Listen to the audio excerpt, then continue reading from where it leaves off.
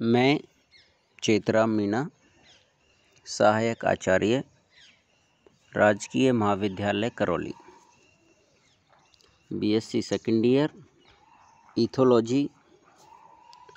Topic hormones and behaviour methods of study. Hormones का किस तरह का प्रभाव रहता है, उसका अध्ययन कैसे किया जाता है, उसके मेथड्स। व्यवहारात्मक अंतःस्राविकी शोध से हार्मोनों के व्यवहार का नियंत्रण की भूमिका का अध्ययन की निम्न विधियां हैं जो काम में ली जाती है। नंबर 1, सह संबंध विधि, कोरिलेशन मेथड। बंध्यकरण या प्रतिस्थापन विधि, रिप्लेसमेंट मेथड। नलिका कारण विधि, कैनुलेशन मेथड। हार्मोन ग्रहण विधि, हार्मोन अपटेक मेथड। परस्पर प्रतिस्थापन विधि, क्रॉस ट्रांसफ्यूजन मेथड। प्रति हार्मोन विधि, एंटी हार्मोन मेथड। हार्मोन मापन विधि, हार्मोन एसे मेथड्स। इन मेथड्स से हार्मोन की जो क्रिया विधि है उसका अध्ययन करते हैं। नंबर 1, सह संबंध विधि। विज्ञान के क्षेत्र में मूलतः सभी विधियां सहसंबंध विधियां ही होती है। एक प्रयोग किया जाता है, परिणाम प्राप्त किए जाते हैं तथा सहसंबंध निकाला जाता है, परंतु यहाँ सहसंबंध विधि से आशय एक ऐसी मूल विधि से है जिसमें विशिष्ट हार्मोनों व व्यवहार के बीच मोटे संबंध खोजे जाते हैं। वास्तव में सहसंबंध विधि सभी अन्य विधियों का आधार बनाती है। प्रारंभिक वर्षों में जबकि तकनीकें उपलब्ध नहीं थी, तो इस तरह की जो विधि है वो काफ़ी कारगर साबित होती थी। यह हार्मोनों एवं व्यवहार के अध्ययन की सरलतम विधि है। इस विधि में हार्मोन के उतार चढ़ाव या अंतरों के साथ व्यवहार में आने वाले परिवर्तनों या अंतरों को खोजा जाता है। उदाहरण के लिए अपराधियों में टेस्टोस्टेरोन का स्तर अधिक पाया जाता है। सहसंबंध यह निकला कि नर हार्मोन का बड़ा स्तर हिंसा के लिए जिम्मेदार है। जब मैथुन हेतु अनैच्छिक विल्लियों के एस्ट्रोजन इंजेक्शन दिए जाते हैं तो वे लैंगिक व्यवहार प्रदर्शित करती है। निष्कर्ष यह निकला कि एस्ट्रोजन मादा लैंगिक व्यवहार को नियंत्रित करता है। इस विधि को आधारी व अपरिपक्व माना जाता है तथा नई तथा अधिक उन्नत तकनीकों के कारण सहसंबंध विधि का प्रयोग अब अप्रचलित हो गया, लेकिन ये सबसे प्राचीन विधियां थी। इसमें किसी हार्मोन बाहर से जो है वो हार्मोन को अंदर शरीर में प्रवेश कराकर उसके प्रभाव को देखा जाता है और उसके बाद में सहसंबंध स्थापित कर लिया जाता है। जैसे निष्कर्ष निकाला जाता है, टेस्टोस्टेरोन हार्मोन का नर जंतु के शरीर में अत्यधिक श्रावण होने से उसमें उग्रता या अग्रेशन व्यवहार या आक्रामकता अधिक प्रदर्शित होती है। नंबर 2 विधि है रिप्लेसमेंट या प्रतिस्थापन या बंध्य कारण विधि। व्यवहार के हार्मोन नियंत्रण के अधिक सीधे प्रमाण का अध्ययन बंध्यकरण या अंडाशय छेदन तथा प्रतिस्थापन विधि से किया जा सकता है। बंध्याकरण में हार्मोन के स्रोत को शरीर से हटा दिया जाता है। मतलब इस विधि में क्या करते हैं, जिस स्रोत से, जिस ग्रंथि से, जिस अंग से हार्मोन का श्रावण होता है उसे हटा दिया जाता है। यह एक व्यवहार प्रकाश हार्मोन पर निर्भर हो तो हार्मोन की कमी के साथ यह भी कम दर्शाया जाना चाहिए। हार्मोन पुनः दिया जाए तो व्यवहार पुनः प्रकट होना चाहिए। अब शल्य क्रिया द्वारा बंध्यकरण के स्थान पर अब एंटी एंड्रोजन का प्रयोग कर रासायनिक बंधकरण या वृषण पर अत्यधिक तीव्र एक्सरे डालकर भी संभव है।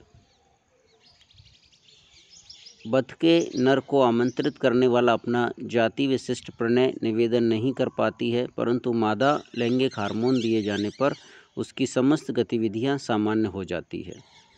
हालांकि प्रणय निवेदन एवं जोड़ा बांधने में हार्मोनों का गहरा प्रभाव होता है, परंतु अन्य व्यवहार कृत्य भी अपवाद नहीं है। इस प्रकार की विधि में हार्मोन स्रावित किए जाने वाली ग्रंथि या अंग को हटाकर उससे प्रदर्शित होने वाले व्यवहार का अध्ययन किया जाता है। जैसे अंडाशय द्वारा स्रावित होने वाले हार्मोनों को या अंडाशय को हटा दिया जाता है तो देखने में आता है कि मादाओं द्वारा लैंगिक व्यवहार प्रदर्शित नहीं किया जा रहा है, मातृत्व व्यवहार प्रदर्शित नहीं किया जा रहा है। टेस्टोस्टेरोन हार्मोन या वृषण को हटा देने पर नर जंतु मैथुन क्रिया के लिए तैयार नहीं हो रहे हैं, शुक्राणुओं का निर्माण उनमें नहीं हो रहा है, वे लैंगिक लक्षण प्रकट नहीं होते हैं। नंबर तीसरी विधि है नलिकाकरण विधि। हार्मोन मस्तिष्क की विभिन्न विशिष्ट संरचनाओं के माध्यम से व्यवहार को प्रभावित करता है।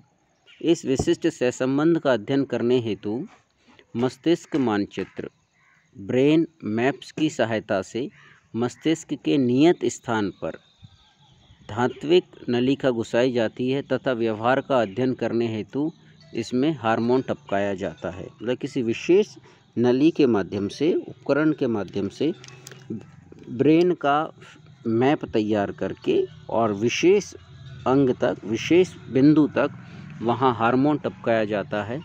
वह वॉरफील्ड 1971 ने बद्ध एवं प्रलय पंडुकों रिंग डोव्स के मस्तिष्क में टेस्टोस्टेरोन पहुंचाया तथा पाया कि इन पक्षियों में हाइपोथैलेमस का प्रीऑप्टिक क्षेत्र लैंगिक एवं आक्रामक व्यवहार हेतु जिम्मेदार होते हैं। नर चूहों के डाइसेफेलोन में सुई से टेस्टोस्टेरोन निरूपित करने पर आक्रामक व्यवहार में वृद्धि हुई तथा इसी हार्मोन्स को हाइपोथैलेमस के प्रोऑप्टिक क्षेत्र में पहुंचाया जाता है तो उसमें मैथुन व्यवहार उत्पन्न होता है। कहने का तात्पर्य है इस विधि में किसी नली या सुई की सहायता से ब्रेन के किसी विशेष भाग में उस हार्मोन को छोड़ा जाता है और हार्मोन को छोड़ने के बाद में उसके द्वारा प्रदर्शित होने वाले व्यवहार का अध्ययन किया जाता है। या तो व्यवहार का प्रदर्शन बढ़ता है या व्यवहार का प्रदर्शन घटता है। उससे हम ये पता लगा लेते हैं कि इस हार्मोन की वजह से किस तरह के व्यवहार का प्रदर्शन किया जा रहा है। हार्मोन ग्रहण विधि ऑटोरेडियोग्राफी नामक एक विधि जिसमें हार्मोन को रेडियोधर्मी तत्वों से अंकित किया जाता है। प्रयोग मस्तिष्क के उन क्षेत्रों को ज्ञात करने हेतु किया जा सकता है जिनमें हार्मोन इकट्ठे हो जाते हैं। यदि जंतु के शरीर में अंकित हार्मोन का इंजेक्शन दिया जाए तो बाद में मस्तिष्क में इनकी अवस्थिति मस्तिष्क कांटों में रेडियोसोग्राही प्लेट रखकर ज्ञात की जा सकती है। मीन्स बाहर से हार्मोन दिया जाता है लेकिन उस पर क्या करते हैं, रेडियो एक्टिव तत्व लगा दिए जाते हैं और हार्मोन इंजेक्ट करने के बाद में उससे प्रदर्शित होने वाले व्यवहार और उसके बाद वह हार्मोन मस्तिष्क के किस भाग में जाके जो है वो रुका है, वहाँ से जंतु का किस तरह के व्यवहार का प्रदर्शन हुआ है उसका पता लगा लिया जाता है।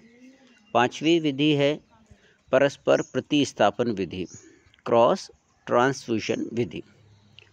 टोकेल तथा रोसेनब्लेट 1972 ने एक ऐसी तकनीक विकसित की जिसमें दो स्वतंत्र घूमते चूहों का रक्त एक दूसरे में प्रतिस्थापित किया जा सकता है। उदाहरण, जब माता और कुंवारी के बीच परस्पर रक्तदान ट्रांसफ्यूजन किया जाता है तो जो अनमैरिड है उनमें भी मातृत्व व्यवहार उत्पन्न हो जाता है। कहने का तात्पर्य है, यदि किसी जंतु में के रक्त में उस हार्मोन की अधिकता है और रक्त का स्थानांतरण भी कर दिया जाता है तो वह हार्मोन दूसरे जंतु के शरीर में प्रवेश कर जाता है रक्त के माध्यम से, जिससे उनमें भी उस तरह के व्यवहार का प्रदर्शन कर दिया जाता है और हम जो है वो ये पता लगा लेते हैं कि किस हार्मोन के द्वारा उस जंतु के व्यवहार का प्रदर्शन किया जा रहा है। एंटी हार्मोनल मेथड, ऐसी विभिन्न ऐसी औषधियाँ उपलब्ध है जो प्रति हार्मोन्स की तरह कार्य करती है।